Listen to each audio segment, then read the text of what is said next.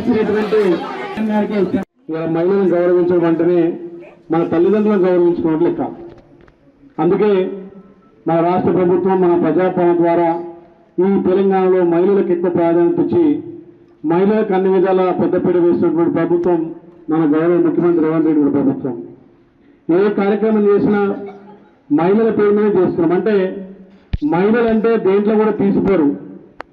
ఎర్ర బస్ నుంచి air bus దాకా కూడా ఇక అన్ని విధాల పైలట్ సంస్థ నుంచి నిర్వహిస్తున్నటువంటి మహిళలు దేంట్లో కూడా తక్కువ కాదు. గతంలో ఉండే మహిళ అంటే ఒంటింటికి పరిమితం అనేది, కానీ ఇవాళ మగవాళ్ళ కంటే ఎక్కువ ధీటుగా మహిళలే అన్ని రంగాల్లో ముందుంటున్నారు. నిజంగా అలాంటి మహిళలకు ఇంకా కూడా ఈ ప్రభుత్వాలు చేయూతనిచ్చి ఇంకా ముందుకు తీసుకోవాల్సిన అవసరం ఉంటుంది.